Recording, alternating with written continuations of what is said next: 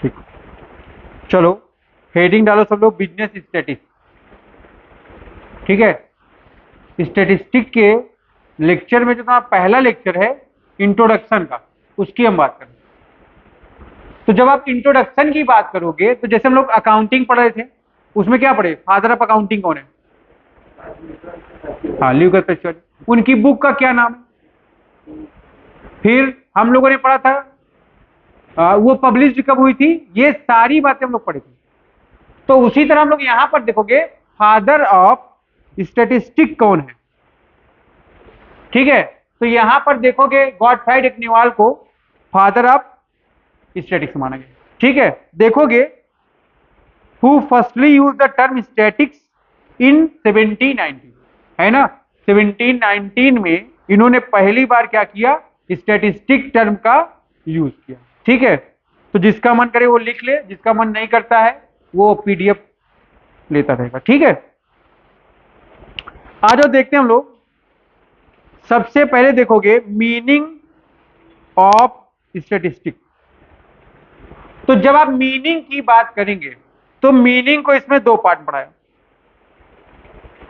देखोगे सब लोग, मीनिंग को यहां पर कई पार्ट में पढ़ना है हमको। लिख लें आप अगर लिखना हो तो।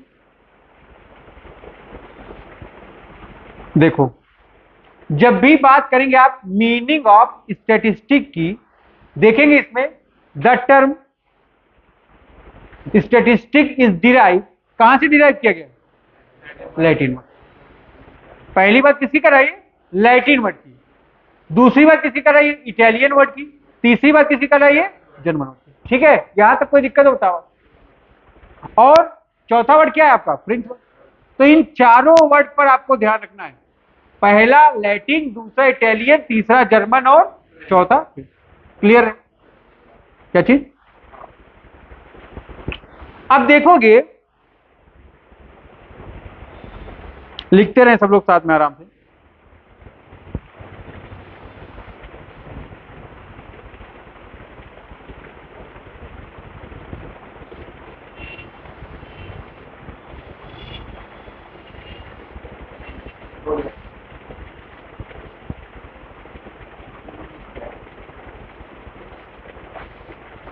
देखो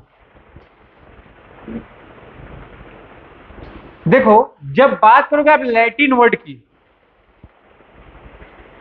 तो इसकी मीनिंग क्या होती है, या इसका मतलब क्या होता है? ये लैटिन वर्ड जो आया है स्टेटिस का, इसका मतलब कहां से डिराइव हुआ? स्टेटस। ठीक है ना। फिर ध्यान रखोगे इटालियन वर्ड जो है कौन सा है आपका? स्टेटिस्टा। फिर थर्ड में जर्मन वर्ड, ये क्या है आपका? स्टेटिस। फिर फ्रेंच वर्ड कौन सा है आपका? Stasis Q. तो ध्यान रखोगे जो आपका स्टेटिस वर्ड डिराइव किया गया है उसमें चार वर्ड है। पहला वर्ड है आपका लैटिन वर्ड। लैटिन वर्ड का पहला वर्ड क्या मतलब है? स्टेटिस। फिर इटालियन वर्ड का मतलब स्टेटिस्टा। कहां से डिराइव किया गया? स्टेटिस्टा। इटालियन वर्ड कौन सा है आपका? स्टेटिस्टा। फिर जर्मन वर्ड क्या है आपका? स्टेटिस। ठीक है, स्टेटिस्टिक। और जो फ्रेंच वर्ड है वो क्या आपका? Stasis Q. ठीक है, तो चार वर्ड आप ध्यान रखेंगे, बट ये जो चारों वर्ड की मीनिंग निकल के आ रही है एक ही, that is each of which means political state. इन चारों का मतलब क्या है? Political state. अगर आपको पता हो तो अपने यहां क्या था, पहले राजशाही शासन चलते थे, है ना। ईस्ट इंडिया कंपनी जब से अपने यहां आया था, उसके पहले क्या था? राजशाही शासन। तभी तो वो लोग आ गए, डायरेक्ट थोड़ी आ गए। राजाओं के साथ मिले, बिजनेस किए, फिर धीरे धीरे क्या कर दिए, उनको भोग विलास में मस्त किए और वो कब्जा कर दिए। ठीक है, तो ध्यान रखोगे उस समय पॉलिटिकल स्टेट ही था हमारे यहाँ। जितने भी राजा थे उनके अलग अलग राज्य डिवाइड किए गए थे, स्टेट था ना उनका, किंगडम जिसको आप बोलते थे। उस स्टेट से रिलेटेड उनको डेटा प्रोवाइड करना पड़ता था, है ना, कि एक पर्टिकुलर स्टेट की इनकम क्या है, एक्सपेंस क्या है, वहां की पॉपुलेशन क्या है कि नहीं, वहां के लोगों को सरवाइव करने के लिए हमको कितने अनाज की जरूरत पड़ेगी, वहां के लोगों की सेफ्टी सिक्योरिटी कैसे आएगी, लॉ एंड ऑर्डर कैसे मेंटेन करोगे, एक गांव पर, एक विलेज पर कितने पर्सन सैनिकों की रिक्वायरमेंट होगी, ये सभी बातें हम लोग वहां पर करेंगे। ठीक है, तो ध्यान रखोगे ये जो चारों वर्ड निकला आपका, चाहे लैटिन, इटालियन, जर्मन, फ्रेंच, ठीक है, इन सबका मतलब क्या निकला, पॉलिटिकल स्टेट। ठीक है, तो आओ आगे देखते हैं हम लोग। लिखो, यही क्रक्स है इसका।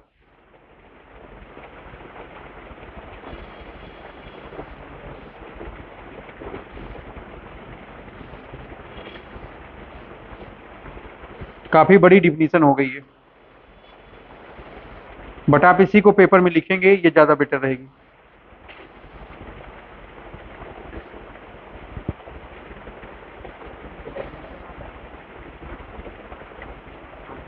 हाँ,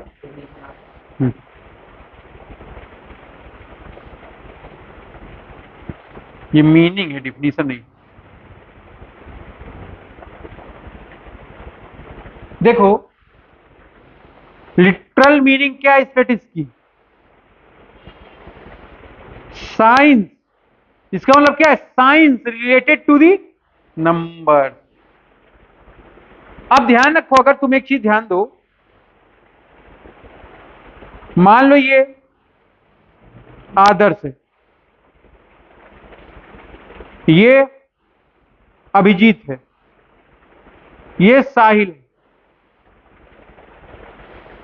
ये बहुत स्मार्ट लड़का है, ये पढ़ने में बहुत तेज है, ये बहुत दुष्ट लड़का है। अब आप ये बताओ, क्या तीनों का कंपैरिजन हो सकता है? क्यों? हाँ, एक चीज देखो, जब बात हम लोग करते हैं नंबर्स की, तो नंबर्स का मतलब क्या है, जिसका डिनोशन आप कैसे कर सकते हो, जिसको कैसे डिनोमिनेट कर सकते हो आप, in the term of mathematics, या मैथमेटिक्स टर्म्स में जिसको आप डिनोट कर सकते हो, उसी का कंपैरिजन हो सकता है। अब इसको इसके घर वाले ने, इसको इसके पिताजी ने 2 झापड़ मारा, ये बहुत दुखी, कितना दुखी है, बोला, इससे मैंने पूछा बेटा कितना दुखी है, बोला सर बहुत दुखी। हम बोले कितना का, बहुत, मतलब इतना बता नहीं सकते आप। हम बोले कितना, बोला बस इतना कि आपको बता नहीं सकते। क्या मेजरमेंट हो पाएगा? तो ध्यान रखोगे, जब तक हम लोग क्वांटिटेटिव टर्म की बात ना करें, तब तक कोई मेजरमेंट संभव नहीं। तो जो स्टैटिक्स है, ये क्या है, साइंस ऑफ नंबर्स है। जब नंबर में डिनोट करोगे तभी आप कंपैरेटिव स्टडी कर सकते हो, अदरवाइज आप कंपैरेटिव स्टडी नहीं कर सकते, इस बात को ध्यान रखो। ये तीनों बीकॉम के स्टूडेंट है, या तीनों सीए के स्टूडेंट है, या बीकॉम प्लस सीए स्टूडेंट है। इनके अकाउंटिंग में 79 मार्क्स हैं, इनके 91 है, इसके 93। Which one is better? ध्यान रखोगे आप, एस बेटर। क्यों, कैसे पता चला आपको बेटर है? मैथमेटिकली टर्म में क्या कर दिया इसने, डिनोट। बात समझ में आ रहा है? तो ध्यान रखोगे आप लोग, इसीलिए इसको क्या बोला गया, science related to the number. So as a subject, इसलिए एक सब्जेक्ट के रूप में statics is that branch of knowledge which is related to the numerical facts. तो देखोगे स्टैटिक्स क्या है, ऐसी ब्रांच है नॉलेज की जो किससे रिलेटेड है, न्यूमेरिकल फैक्ट्स से। ऐसी कोई चीज जो न्यूमेरिकल फैक्ट्स में डिनोट नहीं की जाती, उसको हमने स्टैटिक्स से बाहर रख दिया है ना। ऐसी कोई चीज जिसको आप क्या कर सकते हो, मैथमेटिकल टर्म में डिनोट नहीं करते हो, उसको आपने यहां से बाहर। ठीक, आगे बढ़ो। But afterward it's meaning change. लेकिन क्या हो गया, धीरे धीरे क्या हो गया, इसकी मीनिंग चेंज हो गई। And it was considered as method और methods of dealing with numerical facts. उसके बाद क्या हो गया है, ये क्या कर रहा है, इसकी मीनिंग चेंज हो गई, और ये किसमें डील कर रहा है, ऐसे मेथड या फैक्ट्स में जो किससे डील करता है, न्यूमेरिकल फैक्ट। ठीक है, तो कहने का मतलब है, अगर आपको स्टैटिक्स में रहना है, स्टैटिक्स के अंतर्गत अपने आप को कवर करना है, तो हमको क्या करना पड़ेगा, कंप्लीट स्टडी करनी हो या किसी डिनोशन करना हो, क्या करना पड़ेगा, उस टर्म को मैथमेटिकली रिप्रेजेंट करना पड़ेगा। अदरवाइज आप उसको स्टैटिक्स में प्लेस नहीं दे सकते। ठीक है, तो यहां तक अगर कोई प्रॉब्लम बताओ।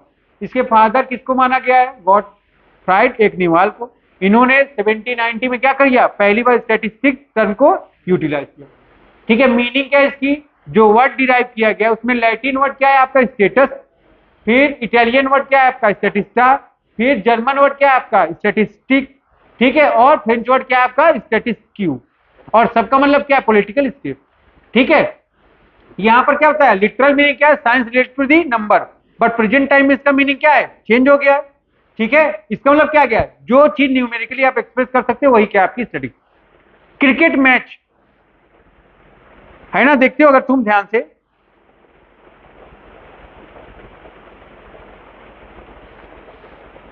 ध्यान दो सब लोग, ऐसा ग्राफ बना लेते उसमें,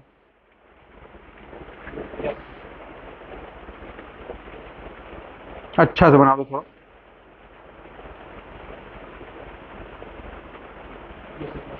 ये 10 ओवर,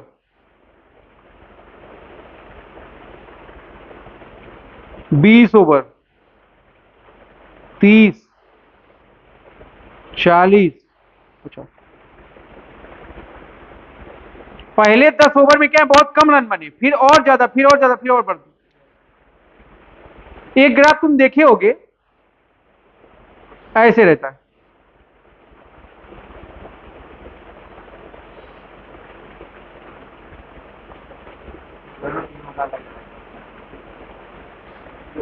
एक टीम का यहां पर 3 विकेट गिर गए थे, यहां पर विकेट गिरा, यहां पर, ये सब क्या डिनोट कर रहा है, स्टैटिकल डेटा, रिप्रेजेंटेशन है डायग्राम के बेस पर। ठीक है, तो ये सभी बातें आप ध्यान रखोगे, ये सब क्या है आपका, रिप्रेजेंटेशन। आ जाओगे, डिफिनीशन की बात करेंगे हम लोग।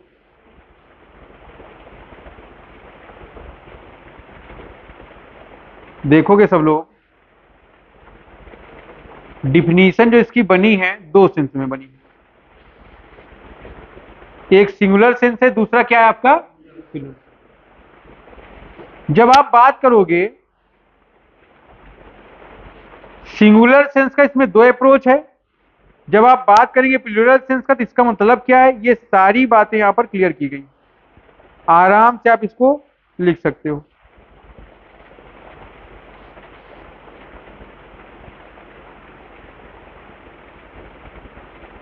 जब आप बात करो ट्रेडिशनल अप्रोच का, इसका मतलब क्या है, यहां पर ये सारी बातें क्लियर हैं।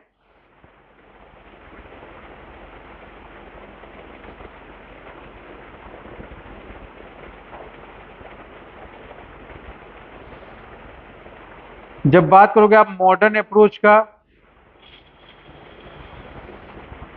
यहां पर भी सारी बातें आपकी क्लियर।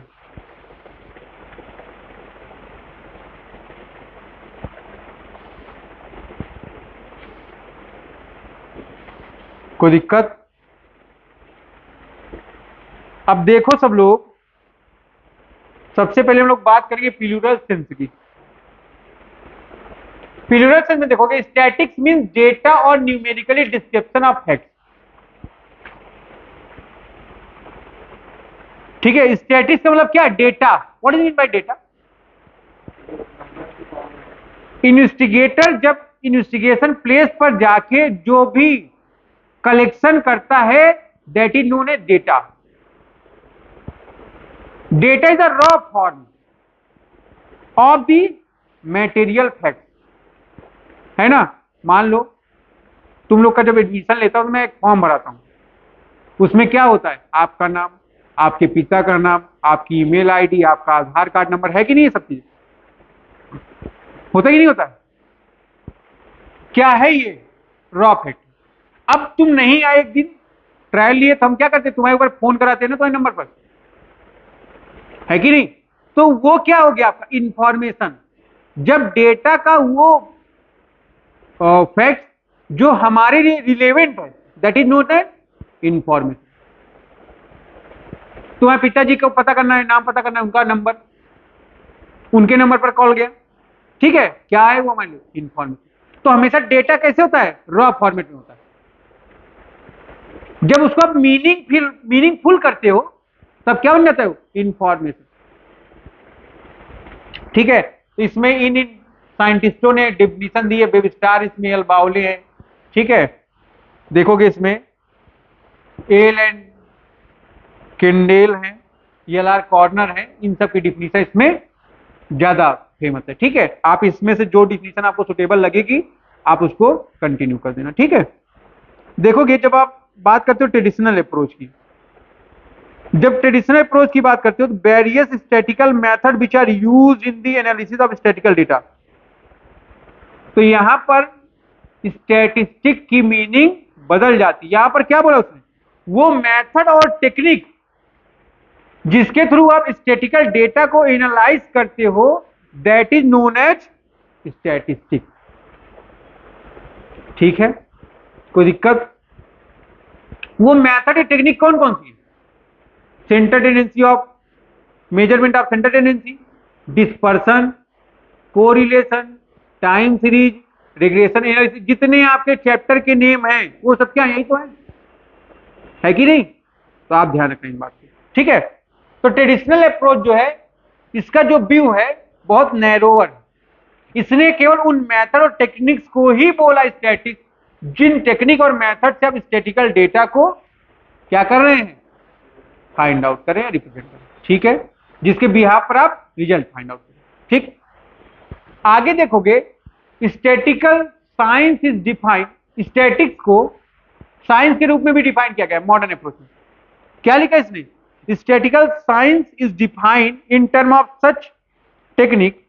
इसको कैसे डिफाइन किया गया, ऐसी टेक्निक के रूप में, या ऐसी टेक्निक, क्या लिखा है, is defined in term of such technique of analysis, analysis की ऐसी technique on the basis of which decision में बी टेकन, जिसके बिहाफ पर आप क्या कर रहे हो, डिसीजन।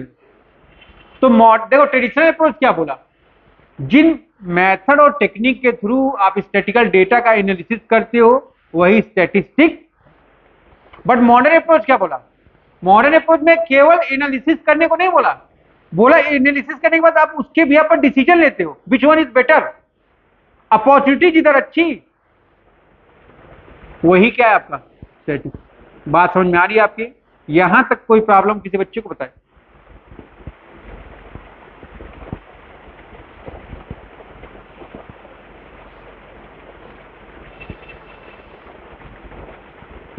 तो यहां पर देखो बात किसकी किया इसने, एनालिसिस प्लस डिसीजन मेकिंग। यहां पर किसकी बात है, केवल एनालिसिस, ठीक है। दोनों में डिफरेंशिएट आप कर पा रहे हैं? यहां तक कोई प्रॉब्लम आपको? अब देखो इसका रिजल्ट क्या निकला।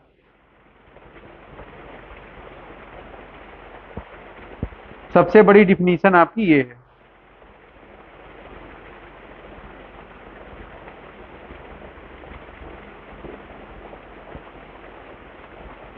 लिख लो। जितना यहां क्लास में आप लिखोगे आपका घर का काम उतना कम हो जाएगा, उतनी आप पढ़ाई बढ़ा लेंगे वहां पर। अच्छा, आजकल बच्चे हाफ सीए देख के और ज्यादा टेंशनाइज हो गए।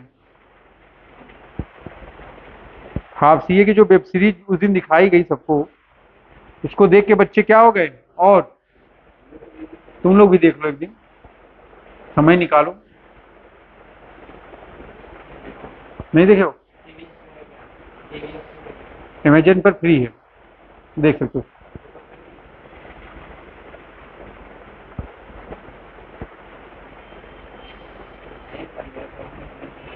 यही देख लो ना।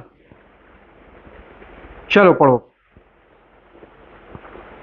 देखो static is both a science and art. आपको पता है जब मैं अकाउंट पढ़ा रहा था आपको बताया कोई चीज साइंस कब होता है, कोई चीज आर्ट कब होती है, आपको अच्छे से पता है। आर्ट कोई चीज कब होती है, जब हम लोग वहां पर क्रिएटिव कुछ करते हैं, स्टेप बाय स्टेप करते हो, प्रोसेस में करते हो, क्या है साइंस। हमने आपको पढ़ाया ना जितने भी थे। अच्छा इससे मैंने नहीं पूछा था, अनिकेत आप बताइए सूरज किधर से निकलता है किधर डूबता है? वेरी गुड, इनके लिए तालियां बजाओ। हाँ, अब ये बात ध्यान रखो, अब तुमको ये नहीं पता ना सूरज किधर से निकलता किधर डूबता है। एक्चुअल में ना सूरज निकलता है ना सूरज, प्लेनेट आपका रोटेट करता है, दैट इज साइंस। तो साइंस क्या करता है, बताता है किसके बारे में, यूनिवर्सल ट्रूथ को, जो यूनिवर्सली एप्लीकेबल। ठीक है, तो जब साइंस की बात करता मैंने आपको क्या पढ़ाया था, साइंटिफिक बॉडी ऑफ नॉलेज है ना, कॉजेज एंड रिजल्ट का रिलेशनशिप शो कर रहा हो एक्सेट्रा, इस तरह जो बातें होंगी वो क्या होंगी आपकी साइंस। चलिए आगे बढ़िए, देखोगे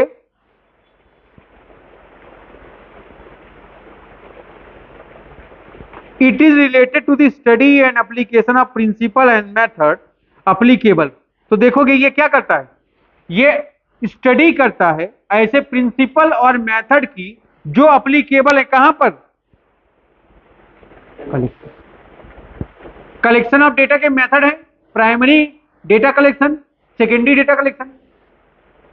प्राइमरी डेटा कलेक्शन क्या है, जब इन्वेस्टिगेटर इन्वेस्टिगेशन प्लेस पर जाकर खुद से डेटा का कलेक्शन करता है, वो क्या है आपका प्राइमरी डेटा। सेकेंडरी डेटा क्या होता है, ऐसे डेटा जो हमको किसी सोर्स के माध्यम से मिल जाते हैं, पेपर हो गया, न्यूज़पेपर हो गया आपका, है ना, गूगल से हो गया, किसी बुक के माध्यम से हो गया, मैगजीन से हो गया, या एक्सेट्रा और कहीं माध्यम, और कोई भी आपका चैनल हो गया, तो उसको आपने क्या नाम दिया, सेकेंडरी डेटा।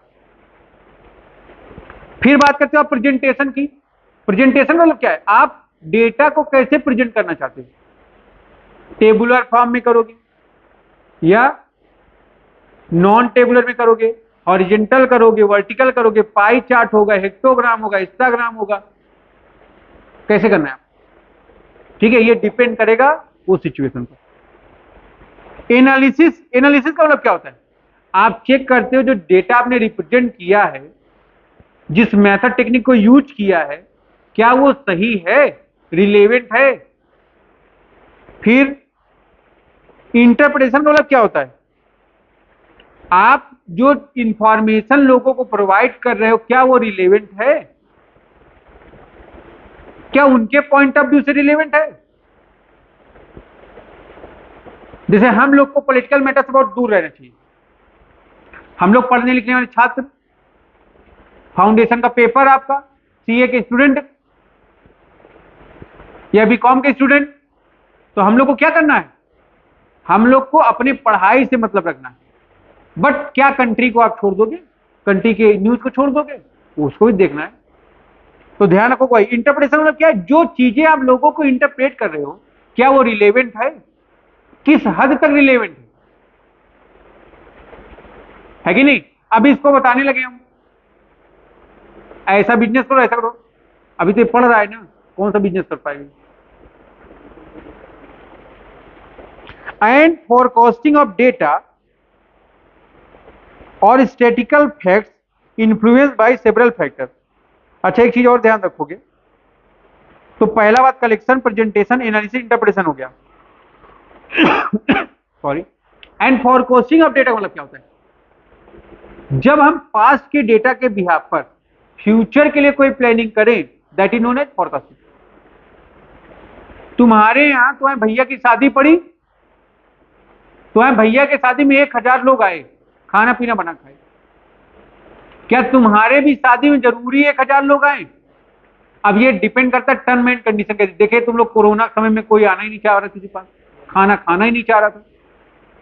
अगर ऐसा सिचुएशन होगा तो 1000 की दूर, 500 की दूर, 50 के भी लाले पड़ने वाले है कि नहीं। तो ध्यान रखना है, देखो वो सब डिपेंड करता है उन सब फैक्टर्स पर, उन सब रीजन पर जो उस समय अवेलेबल, ठीक है। और statistical fact influence by several, देखो कोई भी स्टैटिकल फैक्ट जो इन्फ्लुएंस होता है उसका कोई एक फैक्टर नहीं हो सकता।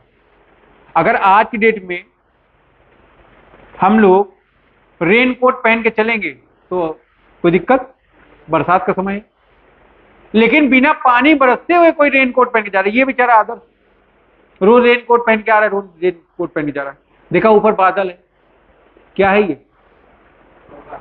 फॉरकास्टिंग है, बट फॉरकास्टिंग गड़बड़ है ना। बिना पानी के पहने के लोग क्या करेंगे?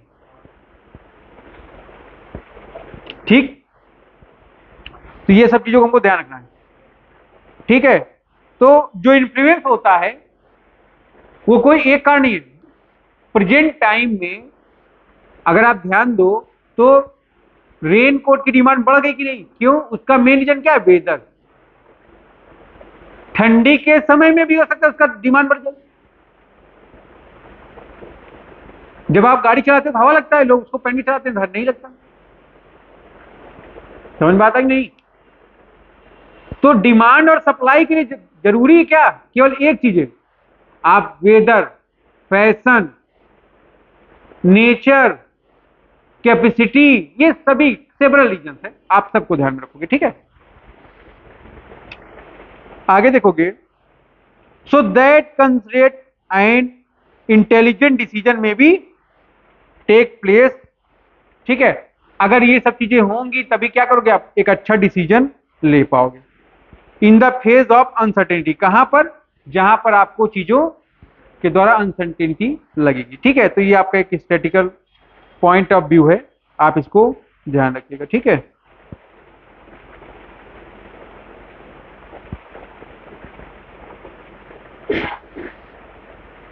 ये पढ़ेंगे सब लोग।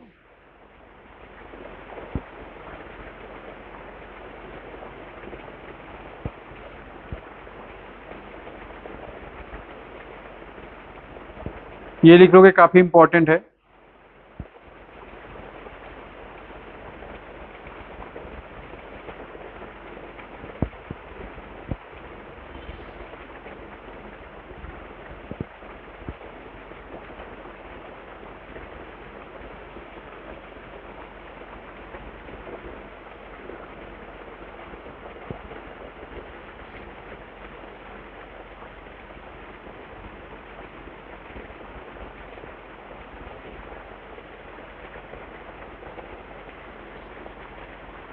क्या लिखा है इसने?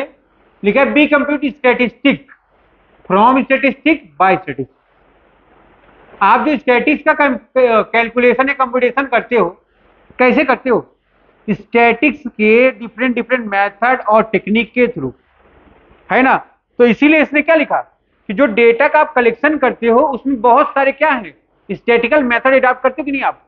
प्राइमरी डेटा कलेक्शन का मेथड अलग है और सेकेंडरी डेटा कलेक्शन का मेथड बिल्कुल अलग रहेगा, इस बात को आपको ध्यान रखना है। ठीक है, तो ध्यान रखोगे ये सब कैसे होता है, स्टैटिकल मेथड। इसलिए उसने क्या लिखा?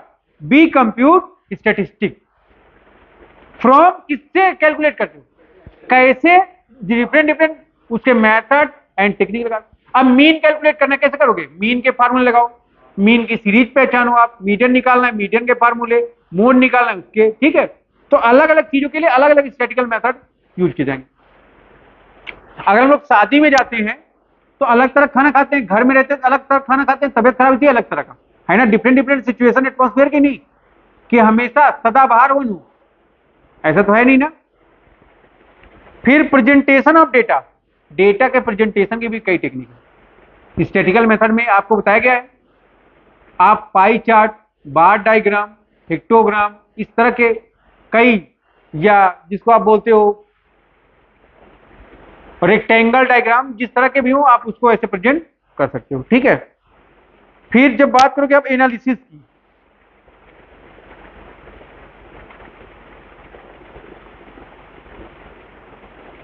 बताओ भाई।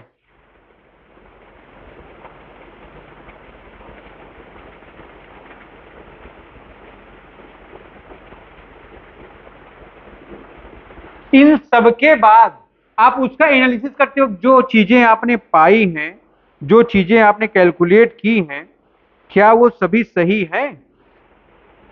क्या उनके बेस पर जो आपने डिसीजन निकाला वो सही है? और उन सभी के बिहार पर ही आप क्या करते हैं? Statical result define. ठीक है, तो इसीलिए टर्म यूज किया गया है be compute statistics from statistics and by statistics. यहां तक कोई प्रॉब्लम आप बता सकते हो? अब थोड़ा सा आप देखो कैरेक्टरिस्टिक्स लिखोगे,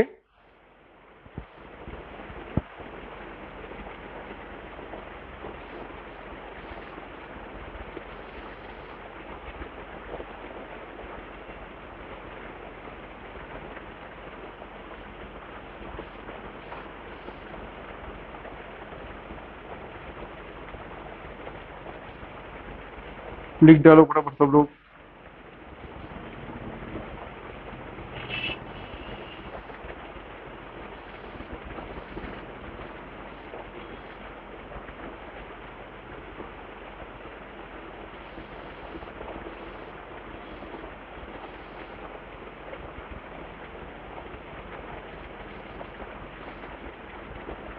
नोट करना है किसी को?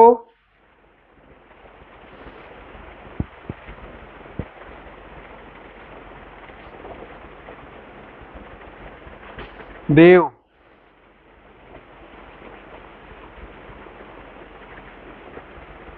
क्या लिखा है? Statics are aggregate of fact. किसी एक फैक्ट के बल पर, सीधा बैठे सब लोग, एकदम एकदम सीधा, ठीक है। Statistics are aggregate of fact. अब मान लो ये बहुत सीधा लड़का है, जरूरी थोड़ी कि सीधा लड़का हो तो अच्छा लड़का है, पढ़ने में भी अच्छा हो, खाने में भी अच्छा हो, खेलने में भी अच्छा हो, जरूरी है क्या?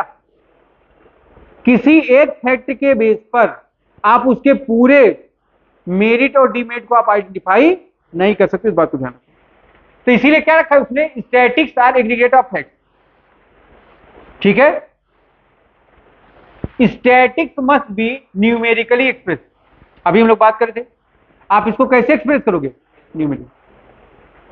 ऐसी चीजें जो क्वांटिटेटिव फॉर्म में है उसको हम लोग इसको डिनोट करेंगे कहां पर? स्टैटिक्स में। बट जो क्वालिटी के फॉर्म में आप उसको डिनोट नहीं करो। बहुत अच्छा लड़का है, बहुत दुखी है ना, बहुत प्यार करते हैं घर वाले उसके, बहुत लाडला है, ये सब बात हमको याद नहीं।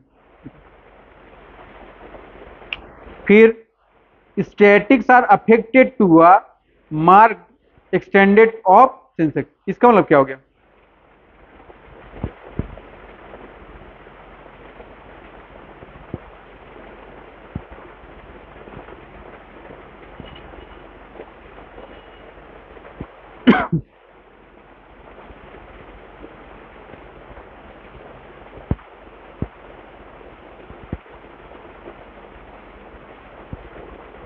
इसको सुधार लोगे बाय मल्टीप्लिसिटी। देखोगे statics are affected to a marked extend by multiplicity of causes. केवल एक रीजन से स्टैटिकल डेटा आपका प्लस माइनस नहीं होता, ये अपने रिजल्ट को नहीं खराब करता है, उसके कई रीजन होते हैं जिसके बिहा पर क्या करता है वो चीजों खराब करता है, ठीक है। जैसे अभी हमने बताया ना, डिमांड सप्लाई के बेस पर केवल हमारी डिमांड चेंज नहीं होती, उसके पीछे बहुत सारे रीजन हो सकते हैं। कंज्यूमर का टेस्ट प्रिफरेंस, ठीक है, कंज्यूमर का एक्सपेक्टेशन, एटमॉस्फियर, वेदर, पॉपुलेशन, बहुत चीजें, ठीक है। स्टैटिक्स आर इनुमरेटेड और estimated according to a reasonable standard of accuracy. Statical के जो डेटा है वो 100% सही होते हैं क्या? ये सब क्या है आपकी? एक एस्टिमेशन है, ओनली क्या है आपका एस्टिमेशन। एक रीजनेबल एक्यूरेसी मान लेते हैं हम लोग इसको, ये कहां तक सही होगा? 99.99% तक। बट 0.001% तो अभी भी गड़बड़ है ना ये, इसका 100% सुटेबल डेटा प्रोवाइड नहीं करता है, ठीक है। आगे पढ़ो। Statics are collected for a predetermined purpose, है ना। जो भी डेटा का कलेक्शन करते हैं हम लोग, वो उसका पर्पज क्या होता है? पहले से डिफाइन होता है, प्री डिफाइन होता है। अगर हमारा कोई पर्पज ना हो, हम डेटा का कलेक्शन करेंगे क्यों? उस पर स्टैटिकल मेथड अपनाएंगे क्यों? है कि नहीं? तो इन सभी बातों को ध्यान रखना है। फिर statics should be collected in a systematic manner. Statics को आप कैसे कैलकुलेट करोगे? एक सिस्टमैटिक मैनर में। चाय बनाने का एक तरीका है ना, पहले आप पतीला लोगे, फिर पानी, फिर चाय पत्ती, फिर अदरक, फिर लास्ट में दूध पड़ता है। अगर प्रोसीजर गलत हुआ, चाय खराब। तो इसीलिए यहां पर भी क्या किया गया है? एक सिस्टमैटिक मैनर में चीजों करना है। पहले आप डेटा कलेक्ट करो, उस पर स्टैटिकल मेथड लगाओ, फिर स्टैटिकल इंक्वायरी करो, एनालिसिस करो, उसके बाद रिजल्ट आप provide. Statics are place in relation to each other. ये क्या है? अगर हम इसका और अपना कंपैरिजन करेंगे, कंपैरिजन कब हो पाएगा? जब दोनों के डेटा सिमिलर होंगे। अगर सिमिलर डेटा नहीं, क्या कंपैरिजन हो सकता है क्या? ये बातें आप ध्यान रखोगे। इसीलिए क्या बोला कि जब स्टैटिकल डेटा को प्लेस किया जाएगा,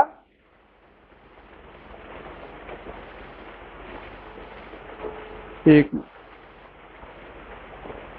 तो क्या चेक करेंगे आप उसमें? वो एक दूसरे से क्या हो सकता है?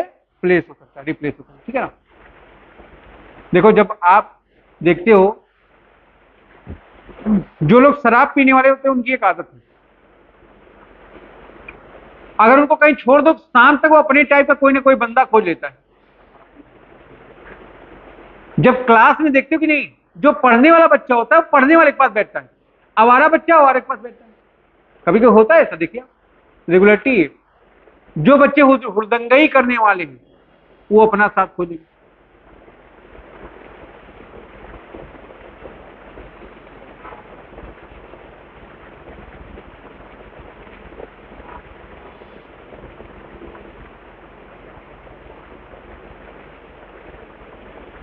पढ़ो। इसीलिए क्या निकल के आए, आप इसको एक क्वेश्चन भी मान सकते हो।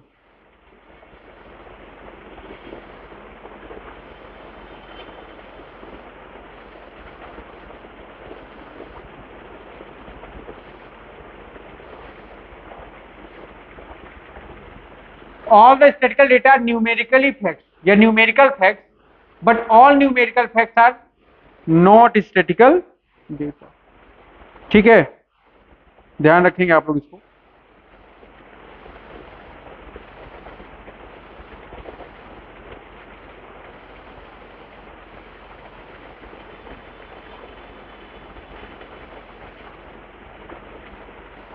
पढ़ लोगे इसको।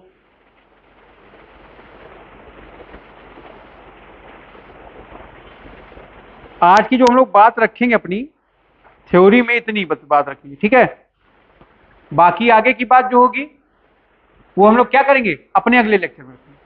ठीक है, क्योंकि अभी ये पॉइंट आपका कंप्लीट नहीं है। और तब तक क्या करें आप लोग, अपनी किताबें भी परचेज कर लें, कलेक्ट कर लें भाई साहब। ठीक है ना? देखो, किताब बहुत जरूरी है। ठीक है, ठीक है फिर।